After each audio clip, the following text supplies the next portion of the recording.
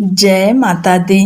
प्रिय भक्तों, आप सभी का हमारे चैनल मन की शांति में बहुत बहुत स्वागत है। आज हम पहुंच चुके हैं दुर्गा सप्तशती के इस दिव्य और पावन पाठ के अंतिम चरण पर, जहां मां भगवती की असीम कृपा और उनके आशीर्वाद का अनुभव अपने चरम पर होता है। एक ऐसे जीवन की शुरुआत जिसमें मां दुर्गा की कृपा, शक्ति और संरक्षण सदैव हमारे साथ रहता है।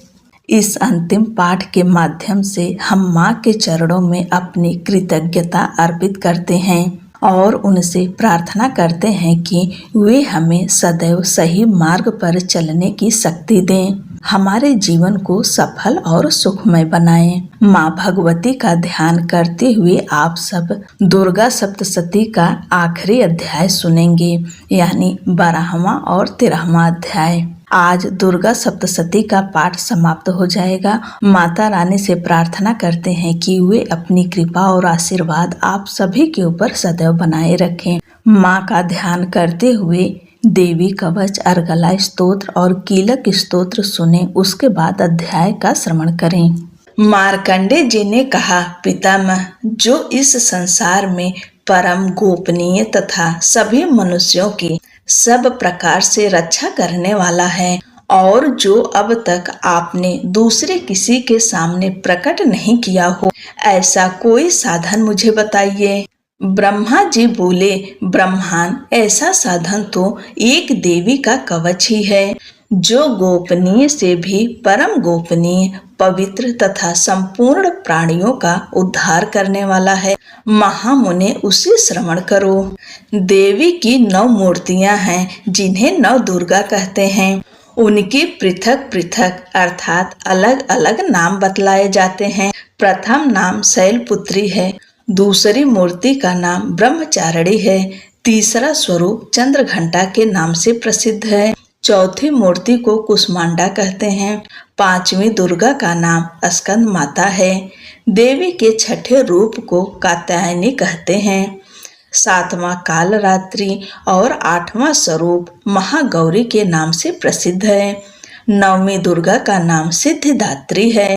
ये सब नाम सर्वज्ञ महात्मा वेद भगवान के द्वारा ही प्रतिपादित हुए हैं।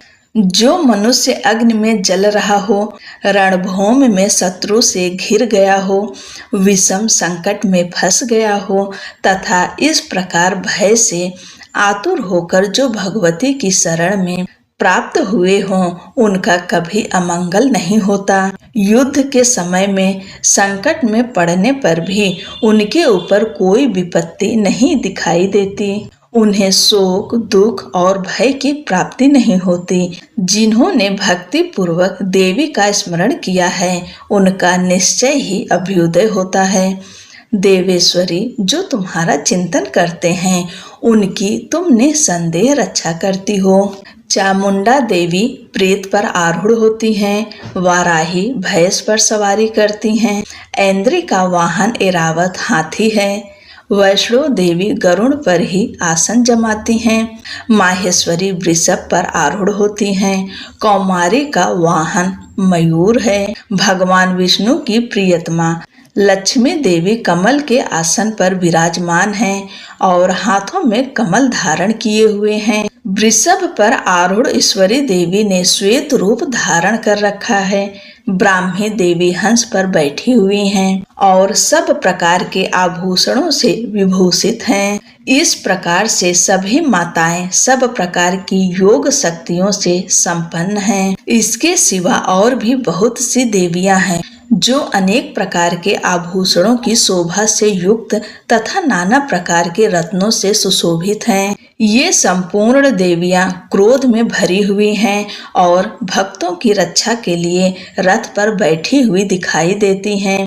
ये शंख, चक्र, गदा, शक्ति, हल और मूसल, खेटक तथा तोमर, परशु, पाश, कुंत और त्रिशूल एवं उत्तम सारंग, धनुष आदि अस्त्र शस्त्र अपने हाथों में धारण करती हैं। दैत्यों के शरीर का नाश करना, भक्तों को अभय दान देना और देवताओं का कल्याण करना, यही उनके शस्त्र धारण करने का उद्देश्य है। महान रौद्र रूप, अत्यंत घोर पराक्रम, महान बल और महान उत्साह वाली देवी, तुम महान भय का नाश करने वाली हो, तुम्हें नमस्कार है। तुम्हारी ओर देखना भी कठिन है। शत्रुओं का भय बढ़ाने वाली जगदम्बिके, मेरी रक्षा करो। पूर्व दिशा में ऐन्द्री इंद्र शक्ति मेरी रक्षा करें। अग्नि कोण में अग्नि शक्ति मेरी रक्षा करें। दक्षिण दिशा में वाराही तथा नैऋत्य कोण में खंडक धारणी मेरी रक्षा करें। पश्चिम दिशा में वारुणी और वायव्य कोण में मृग पर सवारी करने वाली देवी मेरी रक्षा करें। उत्तर दिशा में कौमारी और ईशान कोण में शूल धारणी रक्षा करें। ब्राह्मणी, तुम ऊपर की ओर से मेरी रक्षा करो और वैष्णवी देवी नीचे की ओर से मेरी रक्षा करें। इसी प्रकार 100 को अपना वाहन बनाने वाली चामुंडा देवी 10 दिशाओं से मेरी रक्षा करें। जया आगे से और विजया पीछे की ओर से मेरी रक्षा करें। वाम भाग में अजिता और दक्षिण भाग में अपराजिता रक्षा करें। उद्योतनी शिखा की रक्षा करें। उमा मेरे मस्तक पर विराजमान होकर रक्षा करें। ललाट में मालाधारी रक्षा करें और यशस्विनी मेरी भौहों का संरक्षण करें। भौहों के मध्य भाग में त्रिनेत्रा और नथुनों की यमघंटा देवी रक्षा करें। दोनों नेत्रों के मध्य भाग में शंखिनी और कानों में द्वारवासिनी रक्षा करें।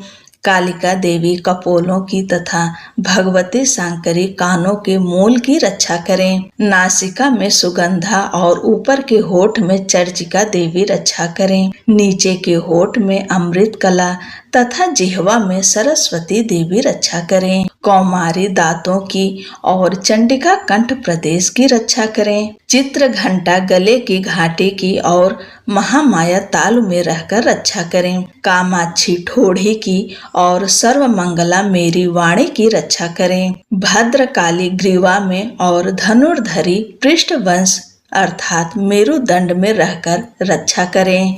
कंठ के बाहरी भाग में नील ग्रीवा और कंठ की नली में नलकुबरी रक्षा करें।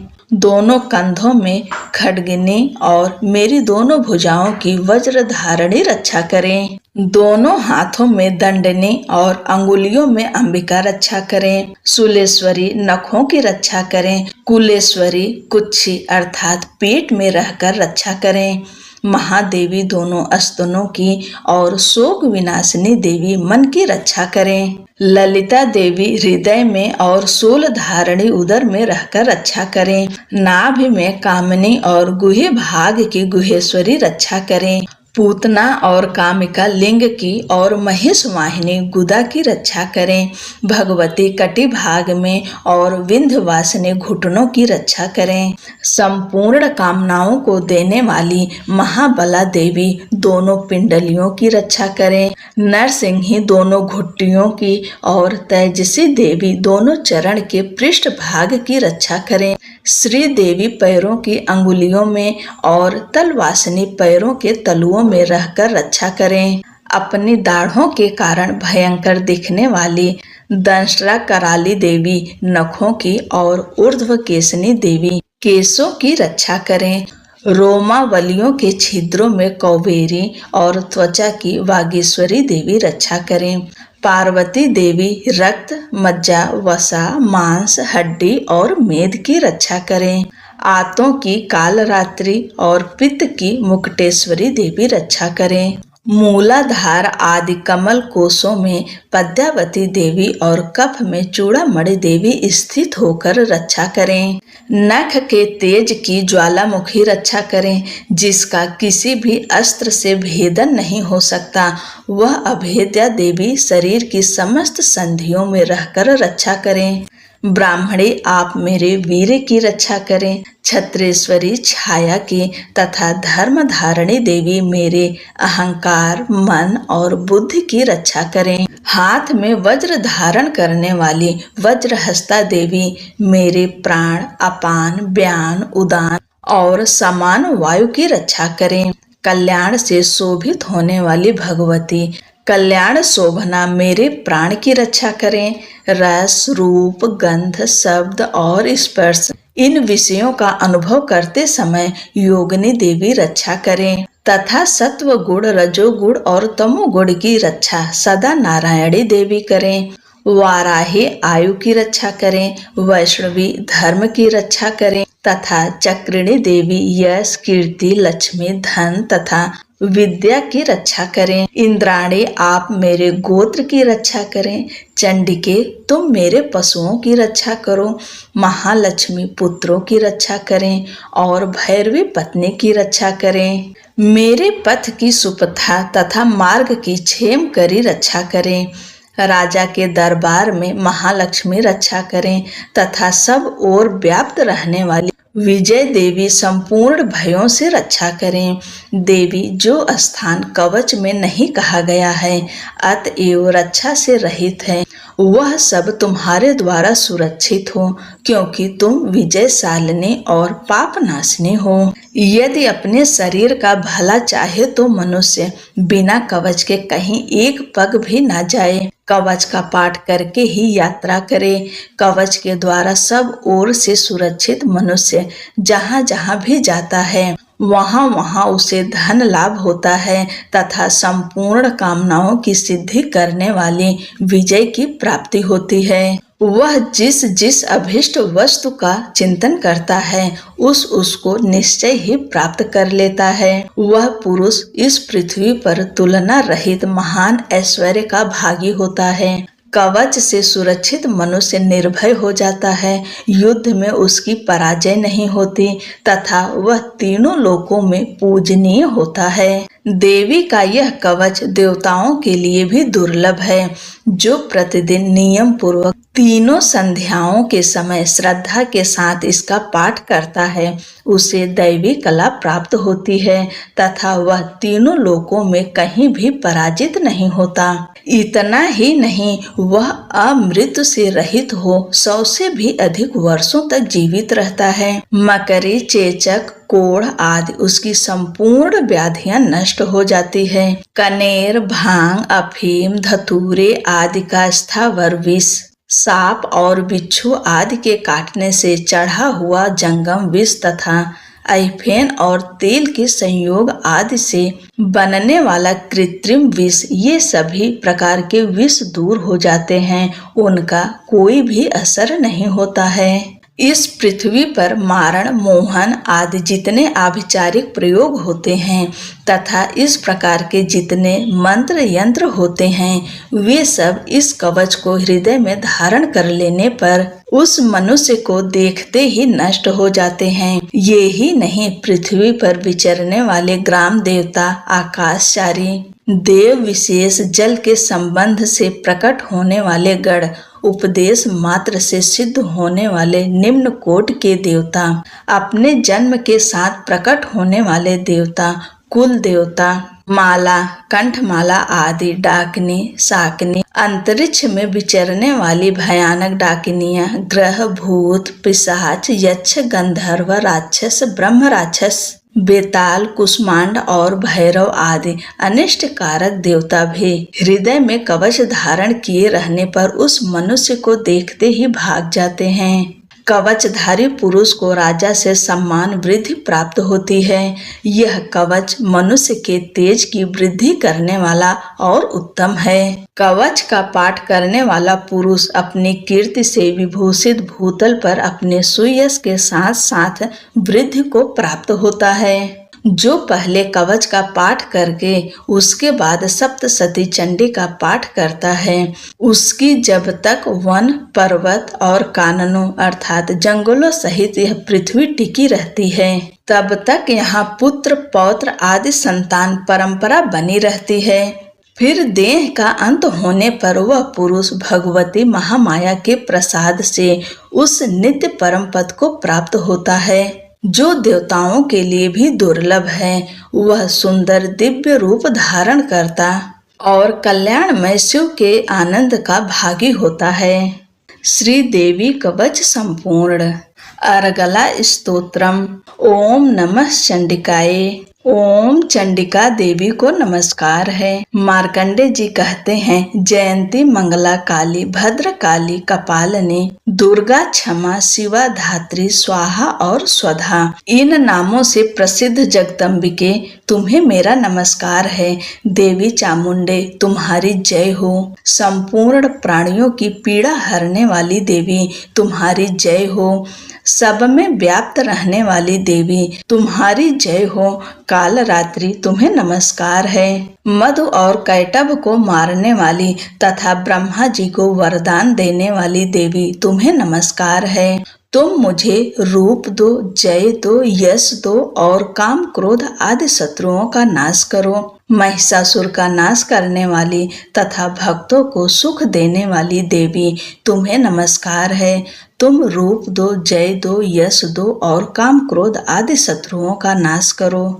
रक्त बीज का वध और चंड मुंड का विनाश करने वाली देवी तुम रूप दो, जय दो, यश दो और काम क्रोध आदि शत्रुओं का नाश करो। शुंभ और निशुंभ तथा धूम्र लोचन का मर्दन करने वाली देवी तुम रूप दो, जय दो, यश दो और काम क्रोध आदि शत्रुओं का नाश करो। सबके द्वारा वंदित युगल चरणों वाली तथा संपूर्ण सौभाग्य प्रदान करने वाली देवी तुम रूप दो, जय दो, यश दो और काम क्रोध आदि शत्रुओं का नाश करो।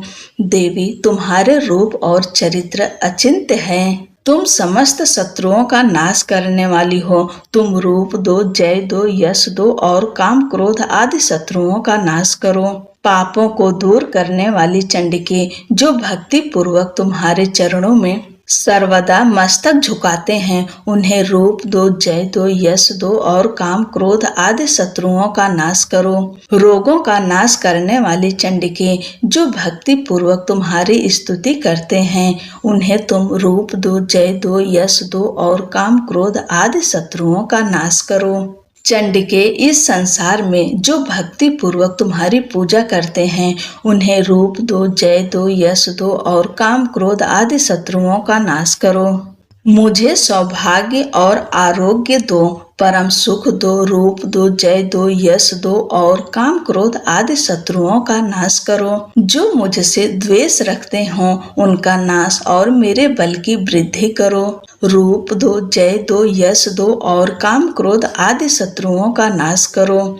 देवी मेरा कल्याण करो, मुझे उत्तम संपत्ति प्रदान करो। रूप दो, जय दो, यश दो और काम क्रोध आदि शत्रुओं का नाश करो।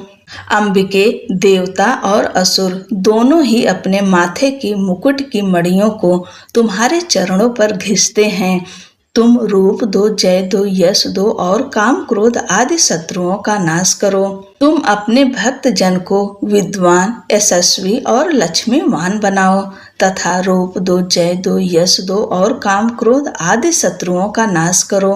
प्रचंड दैत्यों के दर्प का दलन करने वाली चंडिके मुझ शरणागत को रूप दो, जय दो, यश दो और काम क्रोध आदि शत्रुओं का नाश करो। चतुर्भुज ब्रह्मा जी के द्वारा प्रशंसित चार भुजा धारणी परमेश्वरी तुम रूप दो, जय दो, यश दो और काम क्रोध आदि शत्रुओं का नाश करो।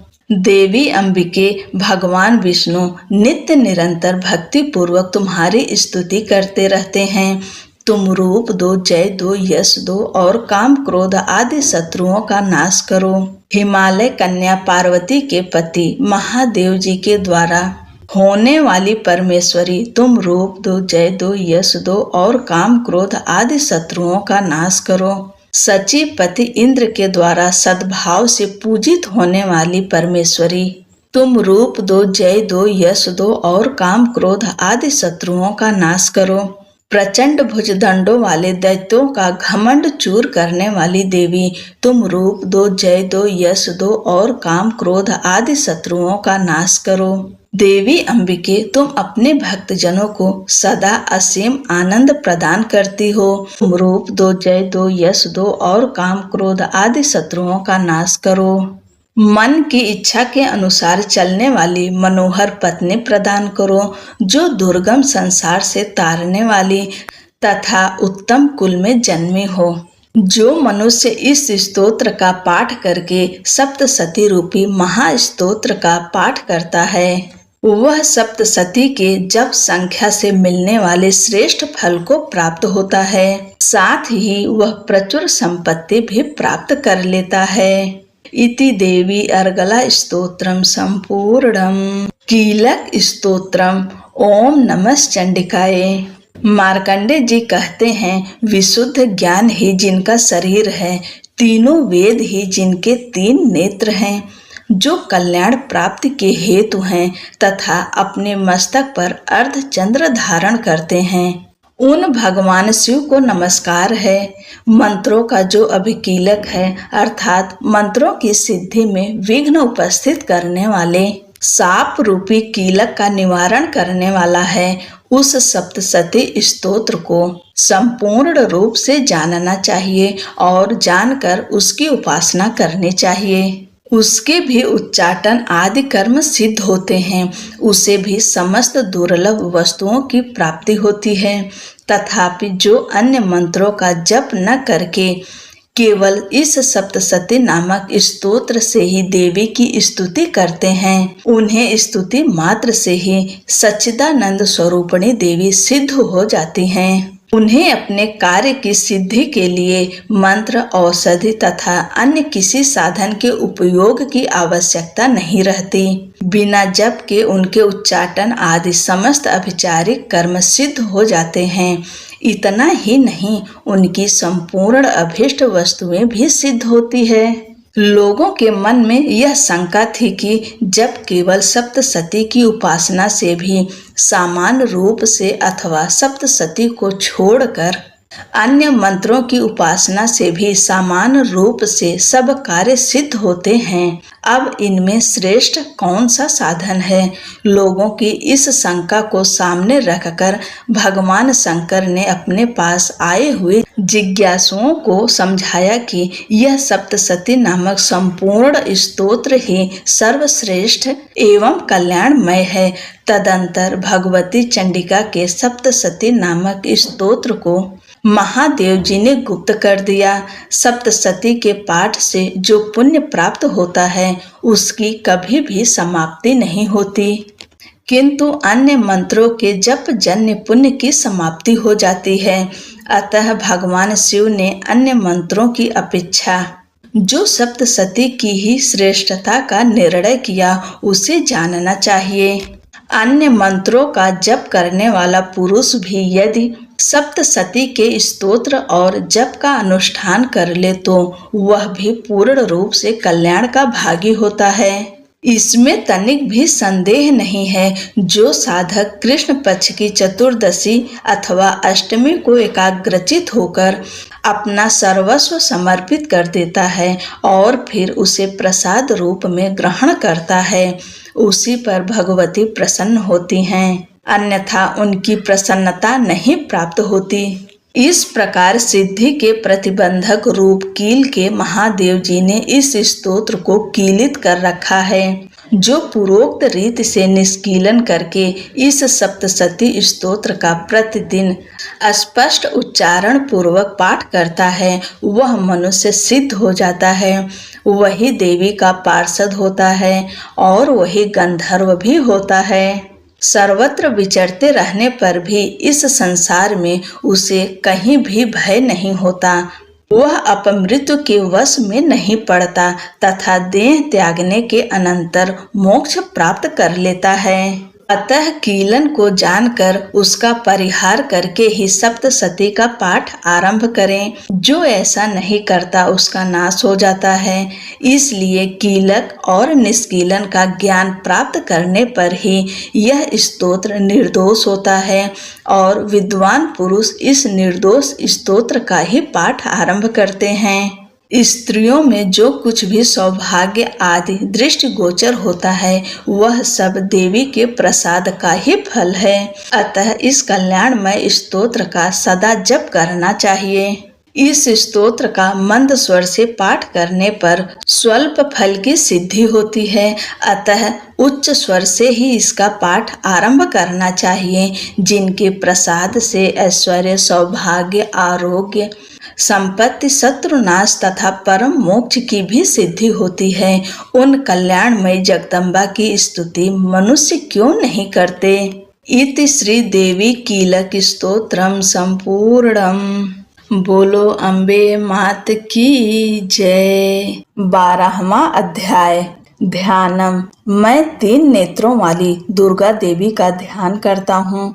उनके श्री अंगों की प्रभा बिजली के समान है। वे सिंह के कंधे पर बैठी हुई भयंकर प्रतीत होती हैं। हाथों में तलवार और ढाल लिए अनेक कन्याएं उनकी सेवा में खड़ी हैं। वे अपने हाथों में चक्र, गदा, तलवार, ढाल, बाण, धनुष, पास और तर्जनी मुद्रा धारण किए हुए हैं। उनका स्वरूप अग्निमय है तथा वे माथे पर चंद्रमा का मुकुट धारण करती हैं। देवी बोली, देवताओं, जो एकाग्रचित होकर प्रतिदिन इन स्तुतियों से मेरा स्तवन करेगा, उसकी सारी बाधा मैं निश्चय ही दूर कर दूंगी। जो मधुकैटभ का नाश, महिषासुर का वध तथा शुंभ निशुंभ के संहार के प्रसंग का पाठ करेंगे तथा अष्टमी, चतुर्दशी और नवमी को भी जो एकाग्रचित होकर भक्ति पूर्वक मेरे उत्तम महात्म्य का श्रवण करेंगे, उन्हें कोई पाप नहीं छू सकेगा। उन पर पाप जनित आपत्तियां भी नहीं आएंगी। उनके घर में कभी दरिद्रता नहीं होगी तथा उनको कभी प्रेमी जनों के बिछोह का कष्ट भी नहीं भोगना पड़ेगा। इतना ही नहीं, उन्हें शत्रु से, लुटेरों से, राजा से, शस्त्र से, अग्नि से तथा जल की राशि से भी कभी भय नहीं होगा। इसलिए सबको एकाग्रचित होकर भक्ति पूर्वक मेरे इस महात्म्य को सदा पढ़ना और सुनना चाहिए। उपद्रवों तथा आध्यात्मिक आदि तीनों प्रकार के उत्पातों को शांत करने वाला है। मेरे जिस मंदिर में प्रतिदिन विधि पूर्वक मेरे इस महात्म्य का पाठ किया जाता है, उस स्थान को मैं कभी नहीं छोड़ती। वहाँ सदा ही मेरा सन्निधान बना रहता है। बलिदान, पूजा, होम तथा महोत्सव के अवसरों पर मेरे इस चरित्र का पूरा पाठ और श्रवण करना चाहिए। ऐसा करने पर मनुष्य विधि को जानकर या बिना जाने भी मेरे लिए जो बलि, पूजा या होम आदि करेगा, उससे मैं बड़ी प्रसन्नता के साथ ग्रहण करूंगी। शरत काल में जो वार्षिक महापूजा की जाती है, उस अवसर पर जो मेरे इस महात्म्य को भक्ति पूर्वक सुनेगा, वह मनुष्य मेरे प्रसाद से सब बाधाओं से मुक्त तथा धन, धान्य एवं पुत्र से संपन्न होगा। इसमें तनिक भी संदेह नहीं है। मेरे इस महात्म्य, मेरे प्रादुर्भाव की सुंदर कथाएं तथा युद्ध में किए हुए मेरे पराक्रम सुनने से मनुष्य निर्भय हो जाता है। मेरे महात्म्य का श्रवण करने वाले पुरुषों के शत्रु नष्ट हो जाते हैं, उन्हें कल्याण की प्राप्ति होती है तथा उनका कुल आनंदित रहता है। सर्वत्र शांति कर्म में बुरे स्वप्न दिखाई देने पर तथा ग्रह जनित भयंकर पीड़ा उपस्थित होने पर मेरा महात्म्य श्रवण करना चाहिए। इससे सब विघ्न तथा भयंकर ग्रह पीड़ाएं शांत हो जाती है और मनुष्यों द्वारा देखा हुआ दुःस्वप्न शुभ स्वप्न में परिवर्तित हो जाता है। बाल ग्रहों से आक्रांत हुए बालकों के लिए यह महात्म्य शांति कारक है तथा मनुष्यों के संगठन में फूट होने पर यह अच्छी प्रकार मित्रता कराने वाला है। यह महात्म्य समस्त दुराचारियों के बल का नाश करने वाला है। इसके पाठ मात्र से राक्षसों, भूतों और पिशाचों का नाश हो जाता है। मेरा यह सब महात्म्य मेरे सामीप्य की प्राप्ति कराने वाला है। पशु, पुष्प, अर्घ, धूप, दीप, गंध आदि उत्तम सामग्रियों द्वारा पूजन करने से, ब्राह्मणों को भोजन कराने से, होम करने से, प्रतिदिन अभिषेक करने से, नाना प्रकार के अन्य भोगों का अर्पण करने से तथा दान देने आदि से 1 वर्ष तक जो मेरी आराधना की जाती है और उससे मुझे जितनी प्रसन्नता होती है, उतनी प्रसन्नता मेरे इस उत्तम चरित्र का एक बार श्रवण करने मात्र से हो जाती है। यह महात्म्य श्रवण करने पर पापों को हर लेता और आरोग्य प्रदान करता है। मेरे प्रादुर्भाव का कीर्तन समस्त भूतों से रक्षा करता है तथा मेरा युद्ध विषयक चरित्र दुष्ट दैत्यों का संहार करने वाला है। इसके श्रवण करने पर मनुष्यों को शत्रु का भय नहीं रहता। देवताओं, तुमने और ब्रह्मर्षियों ने जो मेरी स्तुतियां की है तथा ब्रह्मा जी ने जो स्तुतियां की है वे सभी कल्याणमयी बुद्धि प्रदान करती है। वन में, सूने मार्ग में अथवा दावानल से घिर जाने पर, निर्जन स्थान में लुटेरों के दांव में पड़ जाने पर या शत्रुओं से पकड़े जाने पर अथवा जंगल में सिंह, व्याघ्र या जंगली हाथियों के पीछा करने पर, कुपित राजा के आदेश से या बंधन के स्थान में ले जाए जाने पर अथवा महासागर में नाव पर बैठने के बाद भारी तूफान से नाव के डगमग होने पर और अत्यंत भयंकर युद्ध में शस्त्रों का प्रहार होने पर अथवा वेदना से पीड़ित होने पर किम बहुना सभी भयानक बाधाओं के उपस्थित होने पर जो मेरे इस चरित्र का स्मरण करता है वह मनुष्य संकट से मुक्त हो जाता है। मेरे प्रभाव से सिंह आदि हिंसक जंतु नष्ट हो जाते हैं तथा लुटेरे और शत्रु भी मेरे चरित्र का स्मरण करने वाले पुरुष से दूर भागते हैं। ऋषि कहते हैं, यूं कहकर प्रचंड पराक्रम वाली भगवती चंडिका सब देवताओं के देखते देखते वहीं अंतर्ध्यान हो गईं। फिर समस्त देवता भी शत्रुओं के मारे जाने से निर्भय हो पहले की ही भांति यज्ञ भाग का उपभोग करते हुए अपने अपने अधिकार का पालन करने लगे।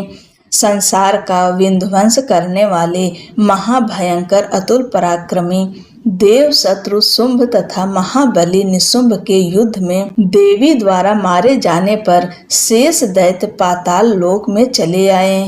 राजन, इस प्रकार भगवती अंबिका देवी नित्य होती हुई भी पुनः पुनः प्रकट होकर जगत की रक्षा करती हैं। वे ही इस विश्व को मोहित करती, वे ही जगत को जन्म देती तथा वे ही प्रार्थना करने पर संतुष्ट हो विज्ञान एवं समृद्धि प्रदान करती हैं। राजन, महाप्रलय के समय महामारी का स्वरूप धारण करने वाली वे महाकाली ही इस समस्त ब्रह्मांड में व्याप्त हैं। वे ही समय समय पर महामारी होती और वे ही स्वयं अजन्मा होती हुई भी सृष्टि के रूप में प्रकट होती हैं। वे सनातनी देवी ही समयानुसार संपूर्ण भूतों की रक्षा करती हैं। मनुष्यों के अभ्युदय के समय वे ही घर में लक्ष्मी के रूप में स्थित हो उन्नति प्रदान करती हैं और वे ही अभाव के समय दरिद्रता बनकर विनाश का कारण होती हैं। पुष्प, धूप और गंध आदि से पूजन करने, उनकी स्तुति करने पर वे धन, पुत्र, धार्मिक बुद्धि तथा उत्तम गति प्रदान करती हैं। जय जय श्री मार्कंडेय पुराणे सामरणिके मन्वंतरे देवी महात्म्य द्वादश ओम तत्सत। जय माता दी। 13वां अध्याय ध्यानम।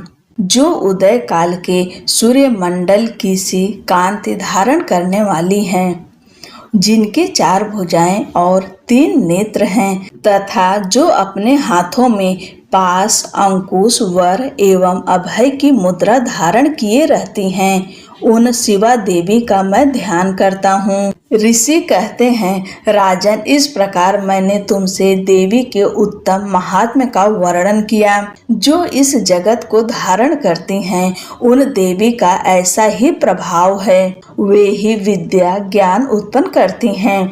भगवान विष्णु की माया स्वरूपा उन भगवती के द्वारा ही तुम ये वैश्य तथा अन्यान्य विवेकी जन मोहित हुए हैं तथा आगे भी मोहित होंगे। महाराज, तुम उन्हीं परमेश्वरी की शरण में जाओ। आराधना करने पर वे ही मनुष्यों को भोग, स्वर्ग तथा मोक्ष प्रदान करती हैं। मार्कंडेय जी कहते हैं, क्रोष्ट कीजिए। मेधा मुनियों के ये वचन सुनकर राजा सुरथ ने उत्तम व्रत का पालन करने वाले उन महाभाग महर्षि को प्रणाम किया। वे अत्यंत ममता और राज्यापहरण से बहुत खिन्न हो चुके थे। महामुनि इसलिए विरक्त होकर वे राजा तथा वैश्य तत्काल तपस्या को चले गए और वे जगदम्बा के दर्शन के लिए नदी के तट पर रहकर तपस्या करने लगे। वे वैश्य उत्तम देवी सूक्त का जप करते हुए तपस्या में प्रवृत्त हुए। वे दोनों नदी के तट पर देवी की मिट्टी की मूर्ति बनाकर पुष्प, धूप और हवन आदि के द्वारा उनकी आराधना करने लगे। उन्होंने पहले तो आहार को धीरे धीरे कम किया, फिर बिल्कुल निराहार रहकर देवी में ही मन लगाए एकाग्रता पूर्वक उनका चिंतन आरंभ किया। वे दोनों अपने शरीर के रक्त से प्रोक्षित बल देते हुए लगातार 3 वर्ष तक संयम पूर्वक आराधना करते रहे। इस प्रकार प्रसन्न होकर जगत को धारण करने वाली चंडिका देवी ने प्रत्यक्ष दर्शन देकर कहा, राजन तथा अपने कुल को आनंदित करने वाले वैश्य, तुम लोग जिस वस्तु की अभिलाषा रखते हो वह मुझसे मांगो, मैं संतुष्ट हूँ, अतः तुम्हें वह सब कुछ दूंगी। मार्कंडेय जी कहते हैं, तब राजा ने दूसरे जन्म में नष्ट न होने वाला राज्य मांगा और इस जन्म में भी शत्रुओं की सेना को बलपूर्वक नष्ट करके पुनः अपना राज्य प्राप्त कर लेने का वरदान मांगा। वैश्य का चित्त संसार की ओर से खिन्न एवं विरक्त हो चुका था और वे बड़े बुद्धिमान थे, अतः उस समय उन्होंने तो ममता और अहंता रूप आसक्ति का नाश करने वाला ज्ञान मांगा। देवी बोली, राजन, तुम थोड़े ही दिनों में शत्रुओं को मारकर अपना राज्य प्राप्त कर लोगे। अब वहाँ तुम्हारा राज्य स्थिर रहेगा। फिर मृत्यु के पश्चात तुम भगवान विवस्वान अर्थात सूर्य के अंश से जन्म लेकर इस पृथ्वी पर सांवरणिक मनु के नाम से विख्यात होंगे।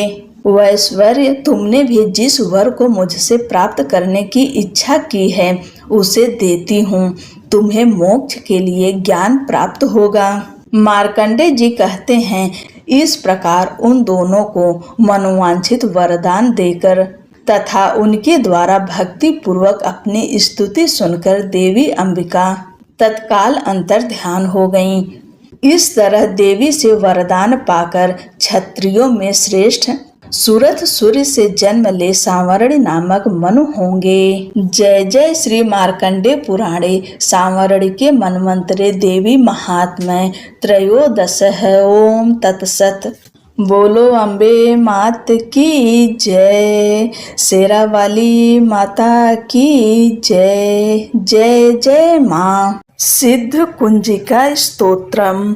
शिव जी बोले, देवी सुनो, मैं उत्तम कुंजिका स्तोत्र का उपदेश करूंगा, जिस मंत्र के प्रभाव से देवी का जप पाठ सफल होता है। कवच, अर्गला, कीलक, रहस्य, सूक्त, ध्यान, न्यास, यहाँ तक कि अर्चन भी आवश्यक नहीं है। केवल कुंजिका के पाठ से दुर्गा पाठ का फल प्राप्त हो जाता है। यह कुंजिका अत्यंत गुप्त और देवों के लिए भी दुर्लभ है। हे पार्वती, स्वयोनि की भांति प्रयत्न पूर्वक गुप्त रखना चाहिए। यह उत्तम कुंजिका स्तोत्र केवल पाठ के द्वारा मारण, मोहन, वशीकरण, स्तंभन और उच्चाटन आदि आभिचारिक उद्देश्यों को सिद्ध करता है। मंत्र: ओम ऐं ह्रीं क्लीं चामुंडाय विच्चे। ओम ग्लौम होम क्लीं जूं सह ज्वाल ज्वाल ज्वल ज्वल प्रज्वल प्रज्वल ऐं ह्रीं क्लीं चामुंडाय विच्चे। ज्वल हम सम लम छम फट स्वाहा। मंत्र में आए बीजों का अर्थ जानना न संभव है, न आवश्यक और न ही वांछनीय, केवल जप पर्याप्त है। हे रुद्र रूपिणी, तुम्हें नमस्कार है। हे मधु दैत्य को मारने वाली, तुम्हें नमस्कार है। कैटभ विनाशिनी को नमस्कार। महिषासुर को मारने वाली देवी, तुम्हें नमस्कार है। शुंभ का हनन करने वाली और निशुंभ को मारने वाली तुम्हें नमस्कार है। हे महादेवी, मेरे जप को जागृत और सिद्ध करो।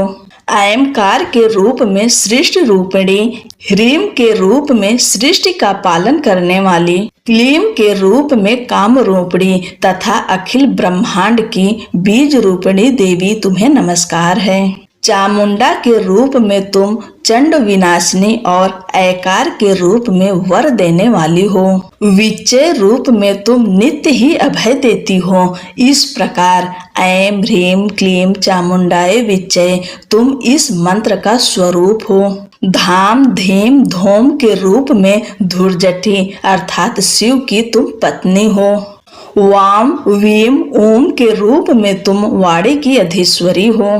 क्राम क्रीम क्रोम के रूप में कालिका देवी, साम सीम सोम के रूप में मेरा कल्याण करो। होम होम हुंकार स्वरूपिणी, जम जम जम जम्भनादिनी, भ्राम भ्रीम भ्रोम के रूप में हे कल्याणकारिणी भैरवी भवानी तुम्हें बार बार प्रणाम। अम कम चम टम तम पम यम सम वीम दोम ऐम वीम हम छम धिजाग्रम इन सबको तोड़ो और दीप्त करो। करो स्वाहा। पाम पिम पोम के रूप में तुम पार्वती पूर्णा हो।